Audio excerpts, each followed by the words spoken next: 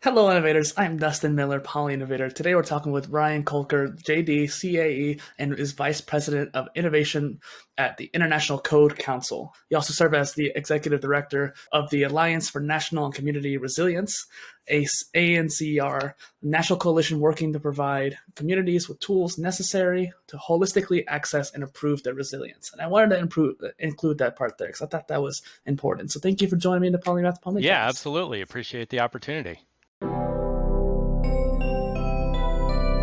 Hello and welcome to the Polymath PolyCast. And so this is a show by PolyInnovator, so please say hello to innovators in the audience. Hello, innovators. Well, and hopefully probably one of the people listening in is probably someone who's working on codes or something like that and building out the community, so it might be a perfect fit. Yeah, Yeah. absolutely. So the way I like to break the ice is to have you share something about yourself that no one knows about you. Yeah, so one thing I enjoy is actually checking out local breweries wherever I go. So I've hit over 2,300 unique beers at, I would say, probably over 300 breweries, both domestically and internationally. So, That's crazy. That's yeah, awesome. it is pretty crazy. I live in Missouri, and one of the local breweries around me is called Logboat, and they have a lot of snappers and stuff like that. So I thought you may enjoy that next time you're around. I will have to check that out. Hit me up, and I'll show you where to go. And so, what was your mindset 5 years ago, and how have you changed since then? Yeah, so 5 years ago was actually when I really had an opportunity to think holistically about what's going on, within the built environment, Mm-hmm. particularly around things like sustainability and resilience. That was just about the time where working with folks at the American Institute of Architects, National Institute of Building Sciences, and other key organizations within the building industry to actually develop an industry statement on resilience.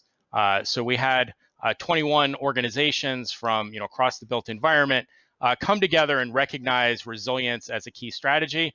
But also, I think importantly, recognizing that each of those organizations had a role to play both individually and collectively in advancing resilience. And so that was really, I think, the impetus for sort of where I am today and things that are Mm-hmm. going on, within the resilience movement.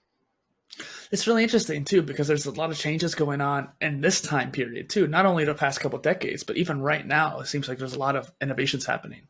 Yeah, absolutely. I think folks are really starting to get the picture that we can't continue to address problems myopically. That we're Mm-hmm. just solving an individual problem without necessarily looking at sort of what that's connected to, what other potential problems it creates, but also what a potential solutions that it actually provides. So it's definitely an exciting time.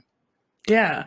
So let's start off by with you. Can you explain the two organizations that you work for to the audience? Sure. So the International Code Council develops model building codes that are then adopted at the state and local level. So building codes affect everything from assuring that buildings don't collapse in, say, Yeah. a wind event or an earthquake, providing guidance for communities around material choices, maybe in a wildfire prone area. And then looking at things as well around sustainability. So Mm-hmm. energy efficiency requirements for buildings, effective plumbing systems for buildings. And so the Code Council actually supports the development of those models and then works with local communities to adopt them. They also provide some support services around evaluating products, helping with the implementation of codes and other ordinances. And so really looking holistically across the built environment to support the needs of communities. The Alliance for National and Community Resilience, ANCR, actually takes the foundations that are provided by ICC for buildings specifically and really amps that up to really look at community-wide opportunities. So buildings are certainly a cornerstone of communities, but there are so many Mm-hmm. other things that make communities, great places to be, great places to work, great places to live, and then also impacts, them in a disaster environment. And so Anchor is actually developing benchmarks for 19 different community functions. So looking at social, organizational, and infrastructural aspects of communities and identifying what are the key things that support those particular functions, but also looking at the intersections across those functions. So communities can really get a holistic approach of, where do they sit today relative to their resilience? What are some of the things that they can do to improve? And Mhm. really look at them holistically. The last thing you want is a community to go through the process of, say, being super resilient on their buildings, but not being resilient on their energy systems or their water systems. And then, the buildings may continue to function, but without energy or water, nobody wants to be there. And so you may be over investing in one area and under investing in another. And so it's really about, finding the most efficient pathway forward for resilience within a community. There's a lot of systems thinking there and optimization, finding that balance, like you were just alluding to there. Yeah, exactly. I mean, when you look at 19 different community functions, they don't operate in isolation. We Mhm. tend to say that communities are only as resilient as their weakest link. And so, if you can't identify that weakest link and sort of how it cascades into many of the other systems within a community, you're not going to be resilient. Mhm. Well, and something we'll touch on a little bit later too is that it just brings into the idea of like wicked problems and how those communities often have wicked problems that might not be easily solvable. And if you're overinvesting in one area, that could be contributing to that. And so finding that area that you need to take down a little notch and bring up another notch in another area could help maybe alleviate some of those problems that communities are facing. Yeah, exactly. That's amazing. And it's interesting too. What do you think would be the importance, so to speak, of a worldwide model of codes and construction should operate? How all that should operate, I mean.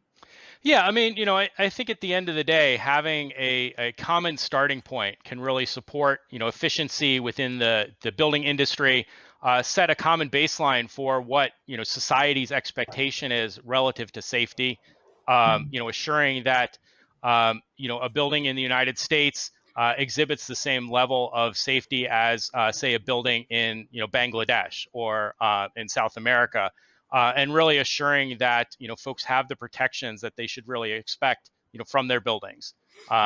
Being sure that we're safe from disaster events, and take all of those issues into account.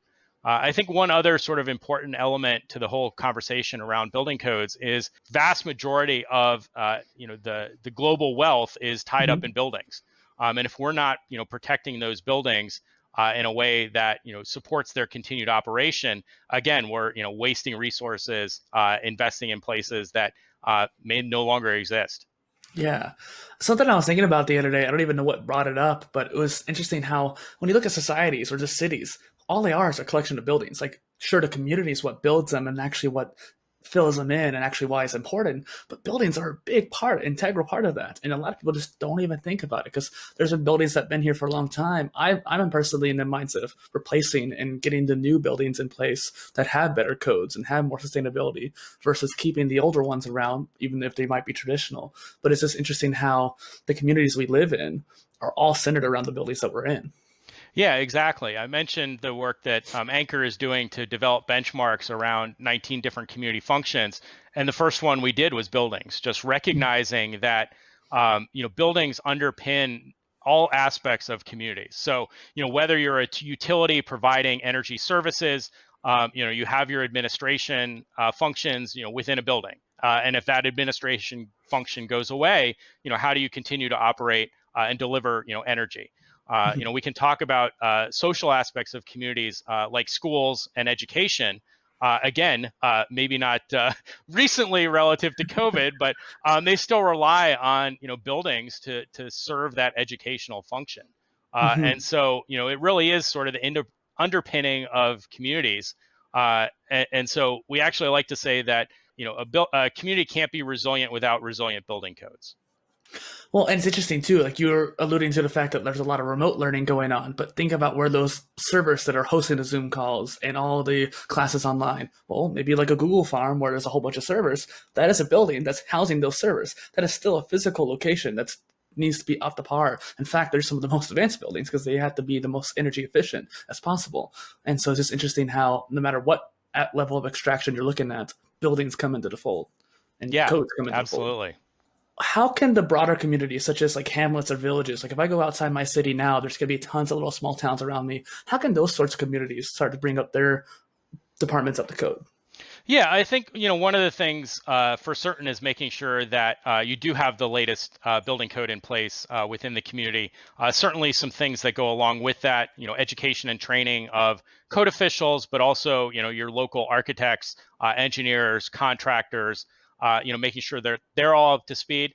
I think another aspect of sort of the whole conversation with particularly smaller and rural communities is folks really don't know, sort of the general public of, where their community sits relative to building codes. So one of our partner organizations, Flash, the Federal Alliance for Safe Homes, did a survey of just average citizens about what they thought relative to their building codes, and the vast majority of folks thought my state or local officials have me covered. Despite the fact that 2/3 of the country is on older building codes. And so, sort of that disconnect between public understanding of, actually where they sit relative to codes and what, state and local governments are doing towards adoption of codes. So I think, the adoption is probably the single most thing that starts that pathway, towards improved resilience. Well, do you think that adoption will come from the department or the community spurring the department to do so? It's probably a little bit of both. I think, as I mentioned, the general public doesn't really understand codes. They don't know what codes are in place. But I think once they become aware of the importance of codes, what it provides, to their community, and the mitigation value that presents, to withstand hazard events, I think will certainly bring local politicians to really understand the importance of up-to-date codes.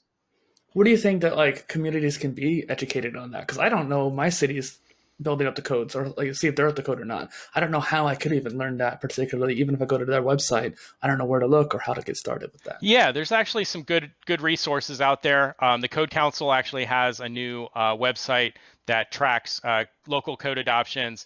I also mentioned Flash. They have inspectprotect.org. So you can put in your zip code, you can even put in your address, and it'll tell you what building code is in place, in your jurisdiction today. Mm. They're actually adding new features as well. So if you have an older home, you can see, what code was in place, when your home was built. That's awesome because it's interesting too. I mean, just the places we live in, like the houses, for example. It's interesting how like a lot of them are built for so old. I live in a town where a lot of the houses are really old, and we keep living in these old places that are energy inefficient. Sometimes break it down. Could be a dangerous thing. I live in Tornado Valley. What if a tornado hits? Exactly. And so, yeah, that's very fascinating. I'll have to put those in the description as well. Yeah, great. I mean, it's certainly an interesting space to be in. I think one particular area that maybe folks don't specifically think about, relative to building codes, is they are actually a consumer protection mechanism. We can't expect an average homeowner or an average renter to really understand everything about their particular building, the type of safety it provides them, and so building codes actually provide that baseline of consumer protection that you can expect a particular level of performance because you've followed, a particular edition of the code. Yeah, and I think this whole concept is just fascinating because this is an integral part of our community and how our daily lives. Like, I might not think about the building I'm in per se, but once I start thinking about it, I'm like, oh, maybe this isn't up to code. Maybe I need to find out what my city is planning to do about it and seeing what I can do about it myself.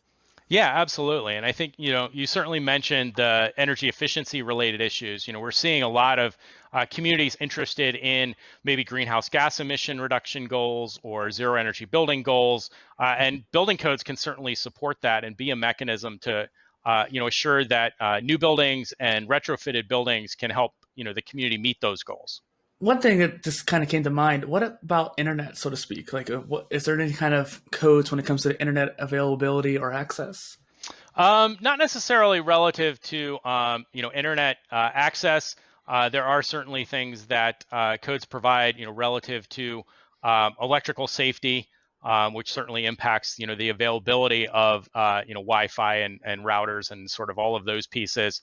So it's not really covered within the building code itself, other than sort of safety related issues. But ANCR is actually looking at broadband access for communities, and so that's certainly a key part of resilience and the communication mechanisms that communities rely on. I asked too, partially because like I think the safety came to mind because I live in an older building. We just have these crappy copper wires that have been here probably since the building basically was built, and there's squirrels in the neighborhood that'll actually chew it down because the actual structure of the building wasn't strong enough on the roof, so they were able to dig in and then chew on the wires. And so that is kind of a safety thing because those wires are going to be loose and not it could start a spark or something like that. But it's also interesting too that like the building was not stable enough to keep it away. Yeah, so I mean, the codes do certainly address things like pest protection, durability of materials, Mm-hmm. use of specific materials for electrical conduits, those sorts of things. So, sort of indirectly, it addresses, some of those challenges that you've identified. Yeah, and I just thought I'd bring it up in case people are looking for examples as to why it's important. Because I think this concept is super important. I want to keep drilling that in so that people can realize, like, hey, we should look at this. Yeah, absolutely. I mean, like I said, there are so many different facets that are covered within building codes, and so when you think about all of the things that buildings provide, the codes cover a lot of them. Yeah.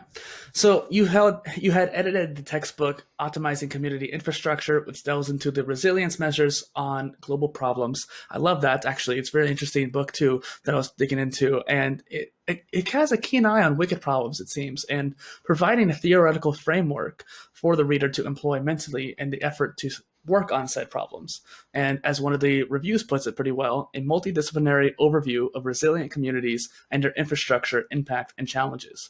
I thought that was a very interesting concept there. What brought that text to life? Yeah, so certainly working through the concepts of resilience and the importance of looking holistically. One of the things that both ANCR identified and I've identified through the work I've been doing is we have sort of resilience initiatives going on within maybe individual disciplines or maybe individual systems. So particularly on the infrastructure side, you have folks from the water community looking at water infrastructure resilience. You have folks looking at transportation resilience, but really recognizing that to achieve a broad, resilient infrastructure, you really need to look across all of those different areas. And so you need folks that really understand sort of the intersections across those things. So if someone, say, a water engineer, they may know a whole lot of water, knowledge, but if they can't make the connection of the water system to the energy system to buildings, they can't really have that conversation around what is it actually going to take to have a resilient community. And so you really need to be able to identify the intersections, work across various different disciplines, work across various different systems.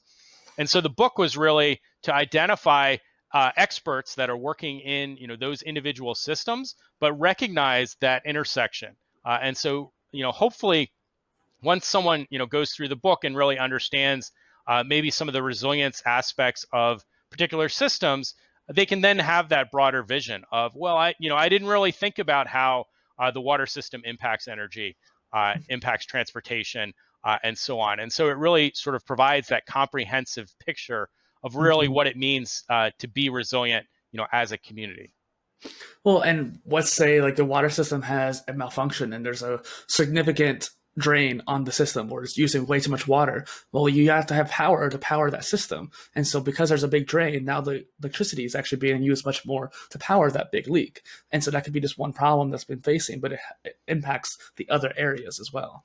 Right, exactly. And then you have the sort of the other end of that picture of, how that water draw impacts natural systems as well. And so you could have, some trickle down effects to local ecosystems, local parks, those sorts of things. And so it's really, recognizing sort of that octopus of, various different strands from maybe whatever your, particular central vision is.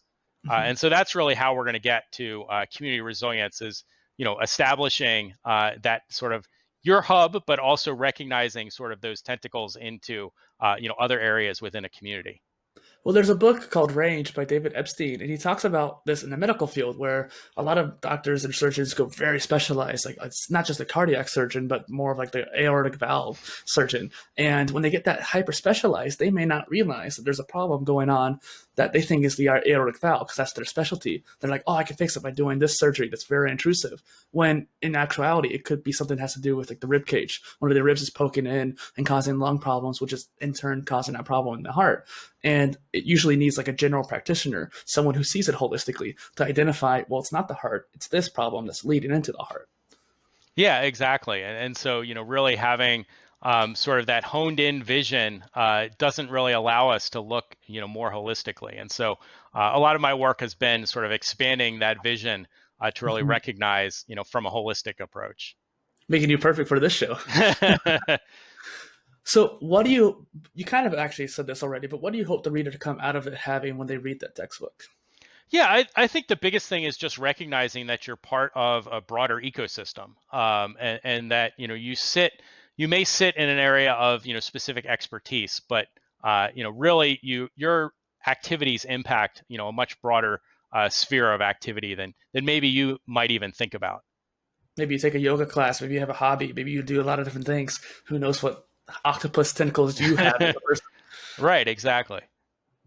Do you have any hobbies by chance, by the way? Well, besides beer, Yeah, besides no, beer, yes. enjoy wine as well. But I actually picked up during COVID, starting to do stained glass. Oh yeah. That's sort of an interesting thing. I've always been interested in blown glass, but that's not exactly something that you can do in your garage during COVID. So I picked up yeah, stained glass to sort of be a little bit creative. So that's been fun. It is always interesting. A lot of like logical minds like ourselves that have a lot of endeavors that we want to focus on, having that creative outlet helps stimulate us in a different way. Yeah, absolutely. That's fascinating. That's why I like asking about the hobbies because it's this interesting to think about.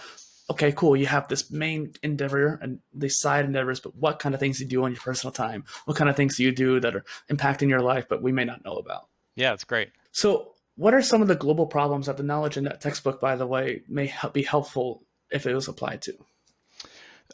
So the biggest thing, and actually I didn't set out with the intent of covering this in depth, is addressing climate change, Mhm. both from an adaptation side and a mitigation side. So, in the built environment, we talked about how buildings are everywhere and support, all sorts of activities within local societies. But assuring that that building stock can actually withstand the climatic events that we're expecting, into the future. One of the things that we've been particularly looking at is how climate change will impact the risk from various different hazards. So today, we're typically designing based off of past events, but we all know that those past events are not going to be the same as the events that we expect into the future because of climate change. And so I think that's certainly a universal, maybe wicked problem that needs to be solved. And sort of the flip side of that as well is how do we reduce greenhouse gas emissions so that the impacts of climate change are not as aggressive? And so then we get into things like energy efficiency, clean energy. And so Supply again, chain. yeah, exactly. And so, then you're getting into again that holistic picture of, being sure that we understand sort of both sides of the issue. If we just, invest a ton of money of adapting ourselves out of climate change without looking at, reducing the things that are causing it, again, we've sort of overinvested in one area, potentially, leaving, vast numbers of people in, vulnerable areas. Well, and you mentioned too, like sometimes with disasters, like we're trying to prevent buildings from being destroyed from a disaster. You look at Hurricane Katrina; it was a big hurricane back in 16 years ago, I guess at this point. Wow, but the hurricanes now have been a lot bigger, and a lot more powerful, and yet they're becoming a lot more frequent as well. So the preparations we made for that old one that we learned from may not be as good as they need to be for the next coming ones.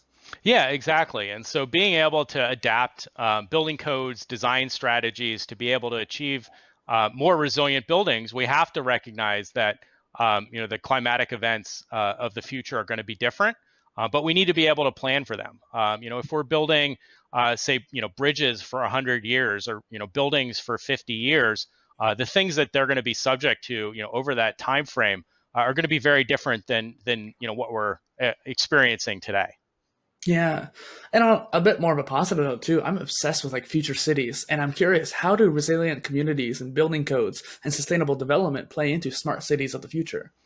Yeah, so smart cities only really work because the community sets goals of what that smartness is really supposed to Yeah, help them with. IoT and all that. Yeah. I actually had the chance to work with folks in India on a smart city sort of exchange of information, between the U.S. and India, and really, the sort of realization from that conversation is it really gets to the fundamental goals of what your city wants to provide, and using technology to evaluate whether you're achieving those things, support achievement of those goals. But sort of smartness for the sake of smartness is really not going to get you to where you need to be, Right. relative to smart cities, or resilient cities. And so certainly some interesting technology development, but it really should be pulled together by the performance requirements that the city actually needs. Yeah, what does that city need? Like, for example, Singapore had a wind problem where it was changing the temperatures in different places. There was like a whole bunch of hot spots and cold spots. And so they built their buildings in such a way to help move the wind in an equal manner, keeping a nice, consistent temperature across the city. And that's the needs they acted upon the needs that they had. Yeah, it's definitely a fascinating and interesting space to think about, sort of the intersection of resilience, community problems, smart cities, sort of all of those pieces coming together. Hmm. I think it's one of the things too where in order to have smart cities or to have resilient communities, they may need each other. What are the technologies that you think that you're most excited about? There's a lot of different things that are sort of going on. Maybe not a technology, but maybe a new process, is offsite construction. So taking the building construction process away from a particular project site, which is subject to weather, safety issues, and bringing that into a factory is certainly an advancement that can help address a whole variety of different issues. So whether that's access to affordable housing, sustainability related issues, empowering a workforce. As you probably recognize, the construction workforce is largely male, generally, sort of on the younger side. And so, looking at things like offsite construction can certainly open up that workforce to, folks who may not have traditionally considered construction related careers. So Mhm. particularly women, veterans, a whole host of other folks that can really contribute to building our cities and communities. Well, when you do offsite construction too, it's akin to like a factory in a way, and so people who may not have the strength to build the particular whatever outcome comes from that factory, it could be that they're operating a machinery to help with that. They could be operating as a project manager or something like that. So people who are veterans who couldn't always get a job from some other place, can now work in this place with their tools in mind. Yeah, absolutely. I mean, in offsite construction factories, you don't have to deal with snow or rain. Yeah. Everything is sort of waist height, or up a 6 foot ladder. You don't have to be 30 stories in the sky to construct a building. You also have assistive technologies. So you have cranes, forklifts, sort of all of those pieces at your will as well. So yeah, you can certainly open up new opportunities for folks. Really makes it interesting too, because it almost makes it more Lego-like in a way. So you can start stacking things in unique ways. I remember there's a tiny house in Texas called Casita, which is like a smart modern home. But one of the things they were talking about on their site was combining them into basically an apartment complex in a way, which is interesting. Yeah, I mean, there are certainly some new opportunities that offsite construction can provide, both at a residential level and a commercial level. So, Yeah. if you're smart about it, you could have basically a sort of starter home that includes, sort of your basic needs, kitchen, bathroom, one bedroom, and then have opportunities to, stack on or add on, additional modules to, create a, larger house as you grow your family, as you grow your income, those sorts of things. And then, I guess maybe one sort of wild idea is, if you had sort of your own offsite construction module, you could sort of truck it around the world to various different sites, sort of Yeah. depending on, where you feel like you need to be, for 6 months or a year, and sort of pick up your house and go somewhere else. There is something kind of like that called the eco capsule, where it's kind of like a tiny little micro home that's even smaller than most tiny homes, and they kind of have the same mindset. I actually do want to build a tiny house, and I think that traveling around would be my ideal thing too. So it's kind of funny you mentioned that. The other thing I was thinking of too is space. So a lot of these famous entrepreneurs, whether it's Elon Musk or Bezos, they're wanting to go into space or Virgin Galactic and all that. But this offsite construction leads into building things in a much more modular sense. Like we said, this stackableness. Well, that's going to provide the pavement for modules that are going to go on to different planets or different bodies in the solar system. So it's a very interesting transition, I think you could say. And these codes that we're developing now could have laid the groundwork for all of that. Yeah, absolutely. And actually, that brings up an interesting project that I did while I was at the National Institute of Building Sciences to interest kids in building-related careers. So we actually worked with Total Learning Research Institute on a concept called Mars City. So it would have, sort of all of the things that you would need to be on Mars, but students would actually operate the facility. So they would get, work orders. A seal needs to be changed in, module A. And so they had to make sort of choices based off of the resources they had, the personnel they had to really manage that facility. And so we had actually created a building information model. So it contained sort of all the information about Mars City and created a VR walkthrough where you could actually look at, specific aspects of the building, really understand what are the maintenance needs, and really sort of showcase some of the tools that architects, engineers, facility managers, and other folks will be using into the future to manage our buildings. Mm-hmm. Makes me also think too, like if we can develop this technology for other planets, why don't we use a lot of it for our current planet? There's a lot of technologies that we have now for amazing homes or amazing buildings that we're not taking advantage of. I'm sure you know very well, but I'm curious to see what you might think about that.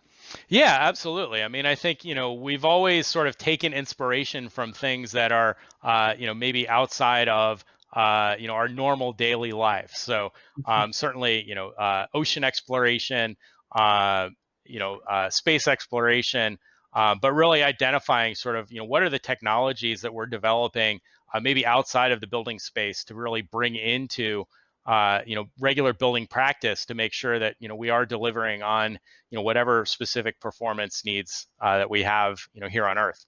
Mm, for sure. And so it's interesting. Do you think that offsite construction can lead to a strong change in the economy? Yeah, absolutely. I mean, I think one of the sort of key benefits of offsite construction is that you can actually build the foundation and the site work at the same time that you're building, Yeah. the building itself.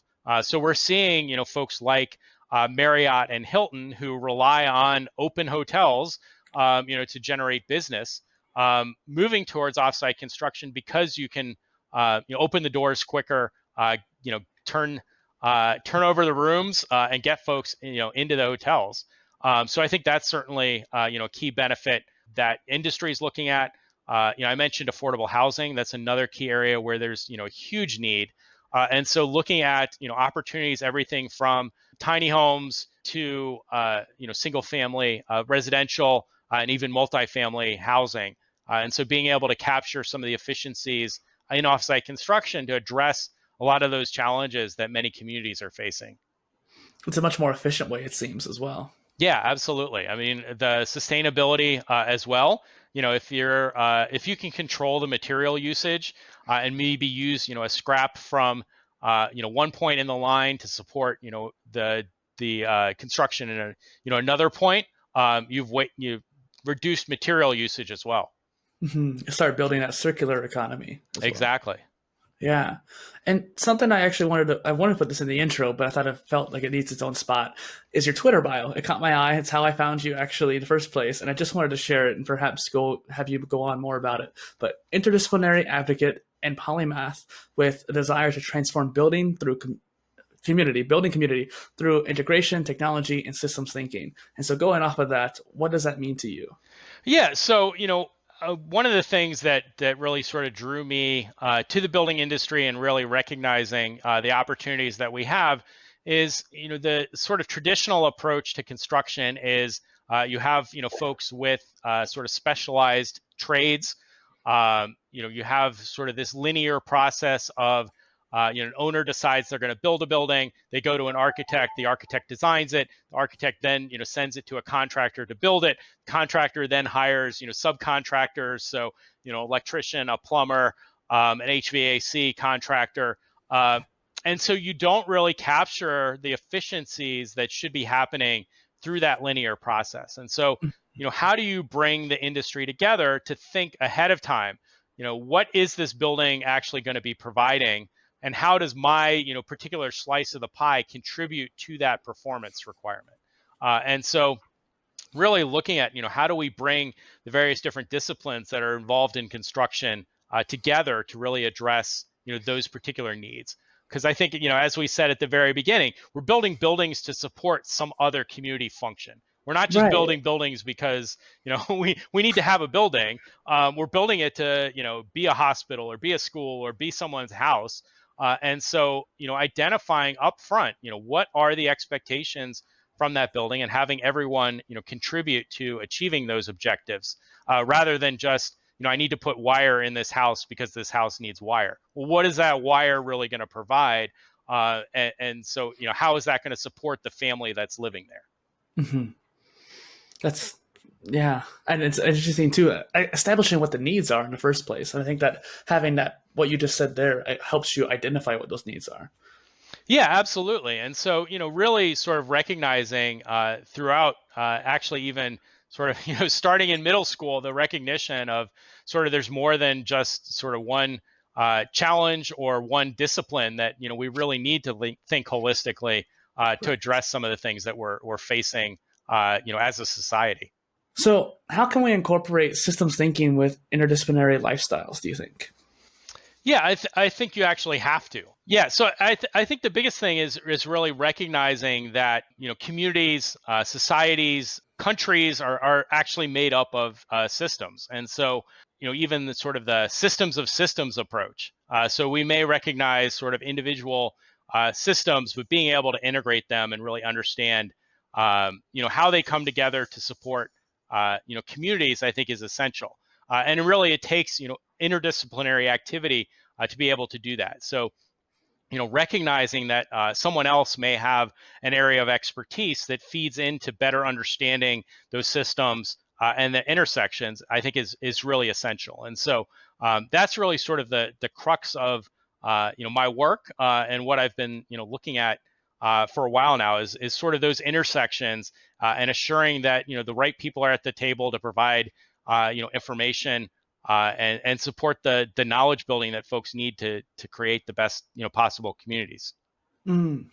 Well, and it's interesting too that innovations that we need in order to solve those problems or build those new connections and whatnot often are going from that expertise. But this is more of a generalization. So a lot of specialists nowadays, not nowadays, we end up kind of exhausting all of these specialist innovations that we can find. That one trench can no longer find the golden nuggets that we need. And in that book range I mentioned earlier, they talk about how when a specialist goes down in one niche, the innovation they're looking for could be in the hole next to them. And yet they don't have that cross disciplinariness to look over and pull from that area.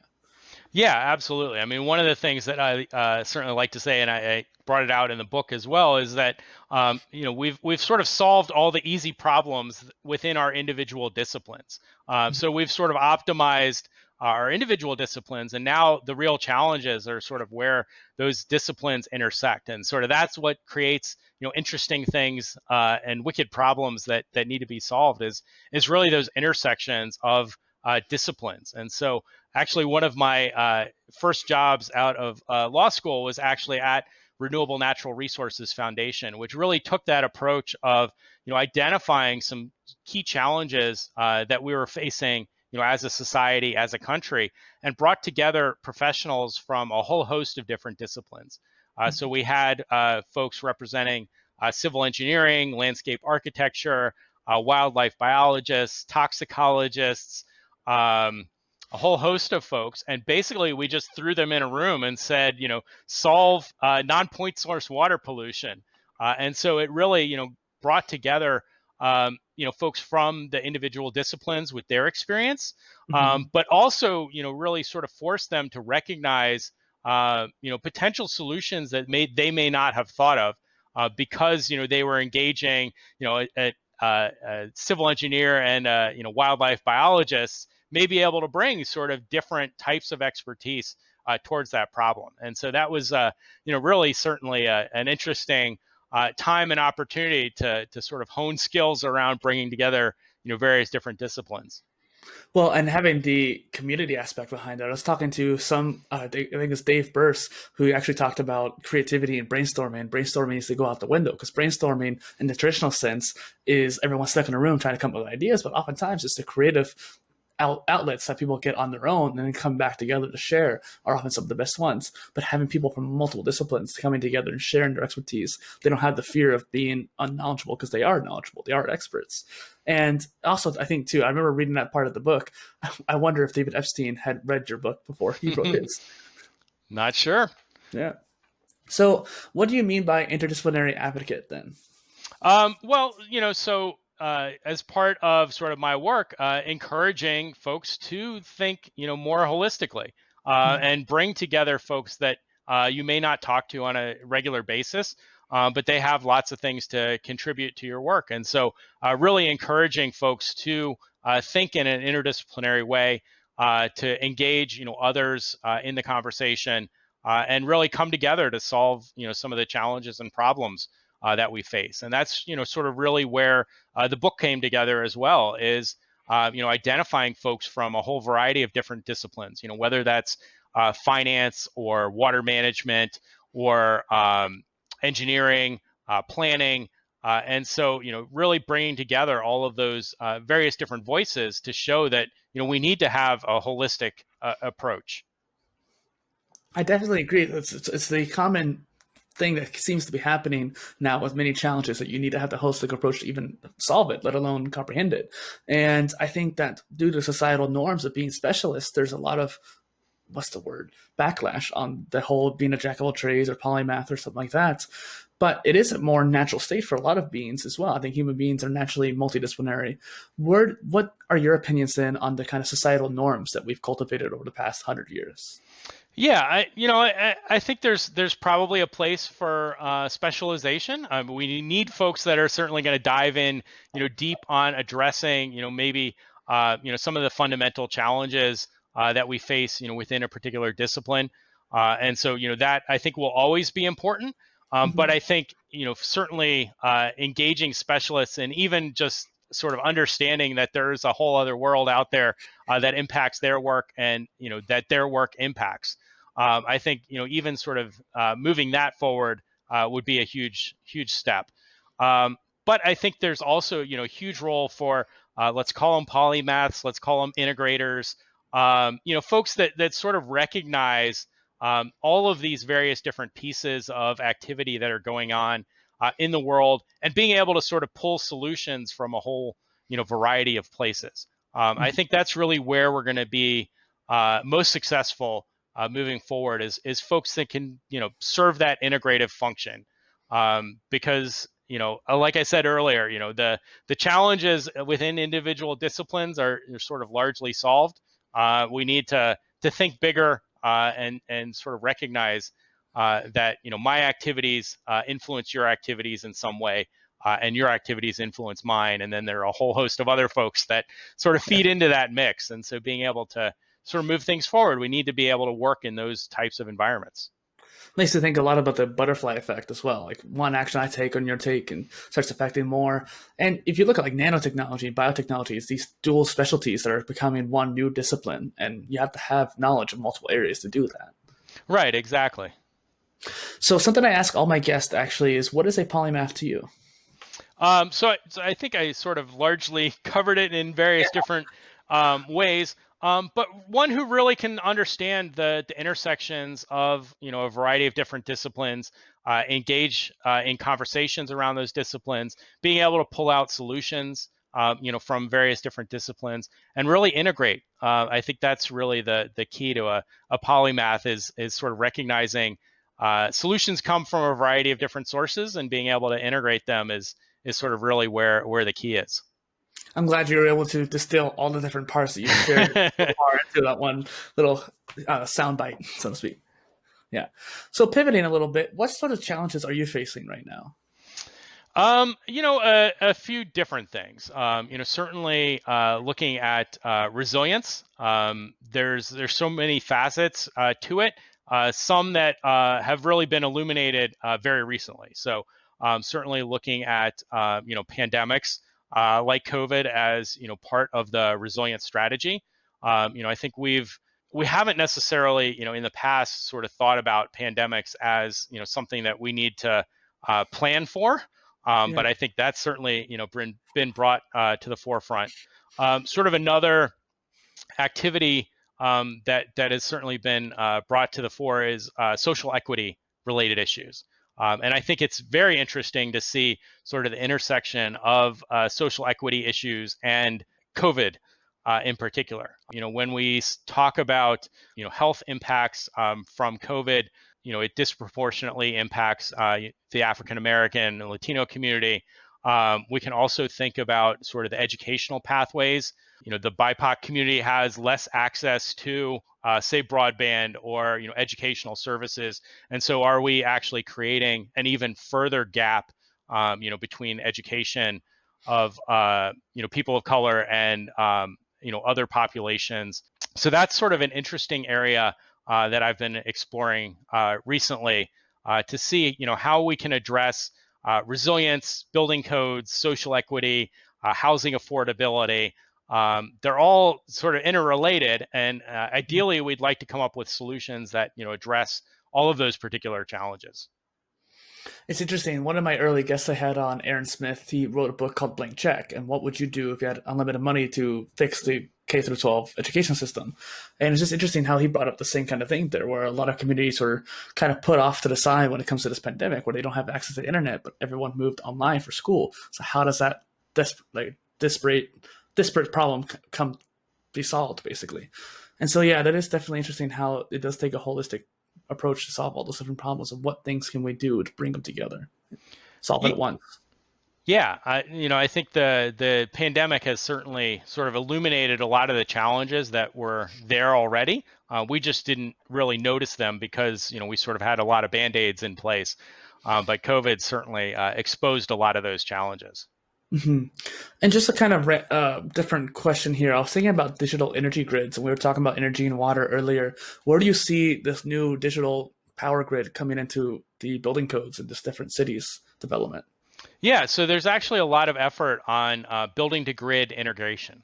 So, in the past, the grid was basically one way. We provide you Analog. energy, whereas now it's getting much more dynamic. And so, buildings can actually now provide information, to the utility. Utility can provide information, to the building. You can have artificial intelligence make choices relative to maybe I ramp down my refrigerator for a few seconds at a time if the grid is particularly stressed. At the same time, you have the advancement of clean energy technologies and distributed generation. So now I can be a personal energy provider to the grid. Again, sort of disrupting that potential, that prior one-way access of we had a centralized power plant and that plant provided energy to everybody. Now the grid really needs to understand sort of what energy is generated where is it coming from, who needs it, how do I make choices relative to if I have access to solar clean energy at a time of day, how can I ramp down coal-fired or natural gas-fired plants because the energy use of solar or wind energy is certainly much better to meet greenhouse gas emission goals. And so that I think is another particular area of change, and it really shows the integration across buildings and the grid.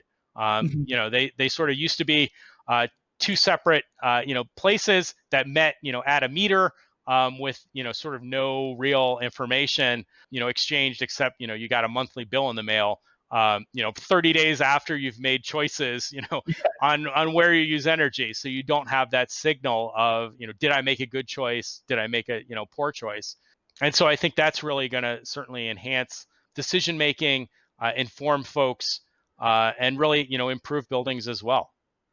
Well, and in tandem, the new code updating to different city departments will allow for new buildings to be more sustainable and have more heat resilience and having that temperature control, so to speak. And so you may use less electricity, and so you'll end up producing more than you're using because you're not using as much because the new buildings that you're living in or working in are now more sustainable and efficient. Yeah, so I've actually done some work on energy resilience and sustainability, and so looking at the intersection of choices you make relative to building design and the impact that has on both individual and community resilience. So, think about you have a disaster event, the power goes out, it's incredibly hot or incredibly cold. And so the decisions you make relative to the types of windows and insulation you put in your house can determine whether it's comfortable for you to stay in your house during that power outage. And if you can't stay in your house, then you have to go to a shelter. And so that puts strain on the community as well. And so, how do you make decisions that capture what's called co-benefits? So how can you create energy efficiency benefits on a daily basis, but those same benefits, those same choices actually provide benefit in a resilience context as well. And so that's sort of the individual level of choices around building energy efficiency. But then there are certainly other choices that are more societal or community based. So I mentioned vulnerable populations. They typically spend 30% of between 12 to 30% of their income on energy costs, and a similar percentage of their income on housing costs. And if you can imagine sort of what that means for their daily lifestyles and their choices, do I pay the energy bill this month or do I put food on the table? And so encouraging energy efficiency choices can help reduce that energy burden and support societal level resilience. So interesting, and it makes me think of Mexico City, for example, where it's literally built on a lake, and so they're having to constantly pump out the water so the city doesn't sink, but the city's still sinking every year, and there's a water shortage in the Mexico City, which is a lake, and they have the water, they just don't have the distribution and the actual system to do it. And it's also interesting how some of the buildings are not up to par. They were built a long time ago. They don't actually have access to the central water system or something like that. And so that again is another code problem there, where if some of the buildings were up to code and had connections to the system and have various systems in place that are actually meant to be conducive for the entire community, that problem may be solved just inherently from that. Yeah, I mean, we're actually seeing a greater interest in rainwater harvesting, water reuse, and assuring that we can safely use water on site. And so there are certainly initiatives within the building industry for basically net zero water, where you can treat everything on site. And being able to have a self-sufficient system, much like we're having that transition on the energy grid. Mm-hmm. That's one reason why I want to have a tiny home so I can collect rainwater, have solar panels, have just everything in that one system there. Be self sufficient. So something you also said that resonated with me was that to being open to recognizing that you don't sit on an island. Can you elaborate further on that? Yeah, I think it sort of goes back to some of the things that we were talking about earlier. Like I can make decisions based off of what's a priority to me, but those decisions actually impact my neighbors around me. And so recognizing that it's not just about sort of your decision making, but it's also the decision making of your neighbors and your community. So if we look at a particular building project, the choices we make on say the height of the building or the orientation of the building can have impacts on my neighboring buildings. So we see things like solar access ordinances that sort of recognize that I have just as much of a right to solar power than you do, and so you can't create shadows on my building that would impact my ability to capture that energy. And so it's really sort of recognizing those tentacles work both ways, and sort of getting back to the butterfly effect. Right. No, that's a good example. And it's just interesting how, like, I didn't even think about how the solar panels of my neighbor could block my solar panels. So you seem to have traveled a lot from what I can tell, and this goes back to your whole beer challenges basically you do for yourself there.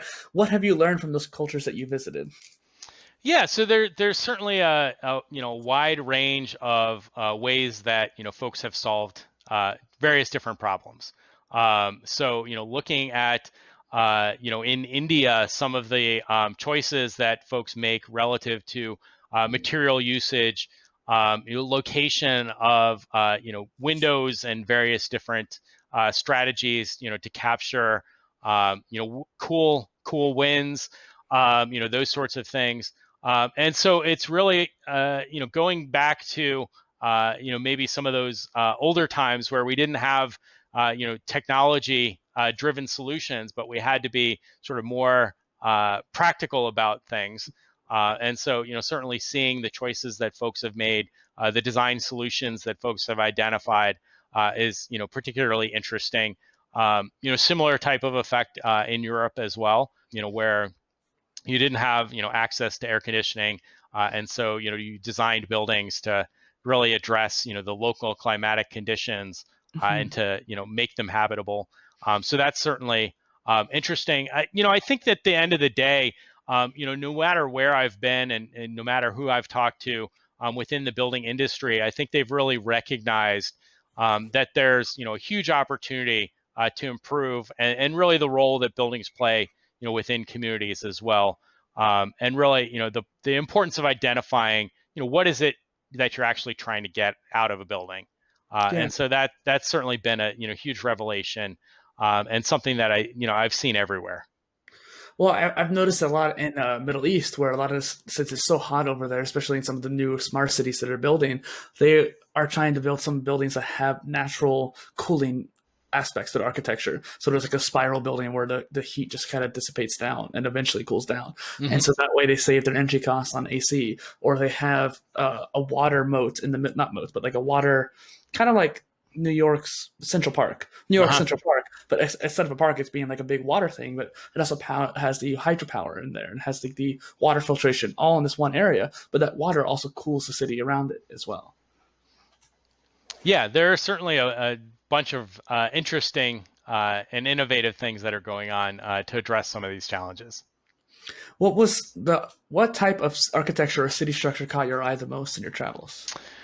Well, I mean, you can sort of talk about something like the Sagrada Familia in Barcelona, which is just crazy, that someone actually thought of this design, and someone they're actually working on building it. It's only taken them 200 some years to do it, but there's some crazy stuff like that.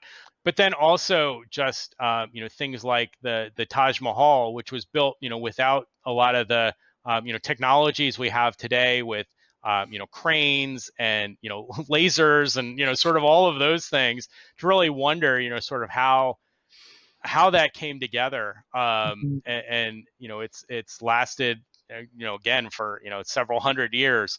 I think it is certainly fascinating as well. So I think those are probably sort of the most iconic things.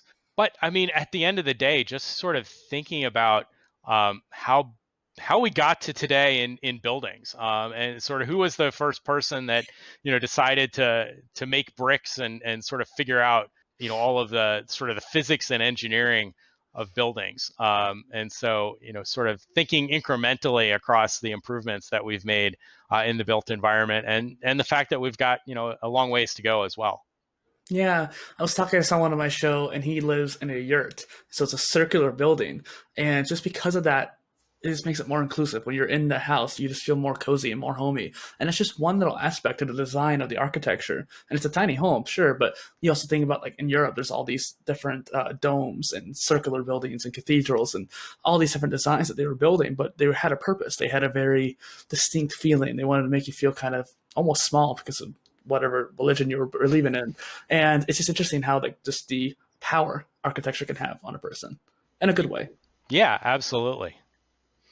So yeah, you said you had your project with stained glass. How has that been going for you? It's been fun. It's been fun. I mean, so initially I started out with sort of a, easy pattern of a little butterfly, and so now I'm doing vases and things like that. So it's been interesting. I mean, being able to sort of make choices around, different color palettes and piecing things together. It's almost like a puzzle. So yeah, I mean, it's been an interesting thing to sort of pick up during COVID. Yeah, it's interesting. One of the things I talk about in the show a lot with people is like this idea of a COVID resolution. Like, what thing did you pick up to try to entertain yourself or improve yourself, so that kind of thing. Yeah, certainly you hear of folks making sourdough, but Yeah. I decided to go the stained glass route. Is there any particular thing that you're wanting to build that you haven't had a chance to yet? No, nothing, particular. I think more on the sort of abstract side of stained glass, and so just having fun with it. Yeah, that's cool. And like I said earlier, I love those creative endeavors. So, how can all of this contribute to climate change goals then? We were mentioning that earlier. That's a very heavy question there, so feel free to answer it how you like. Yeah, so I think ideally it will spark recognition that we need to work on sort of both ends of the problem. So adapting to whatever climate change is going to give us, but at the same time being cognizant of how our various different activities can make that worse.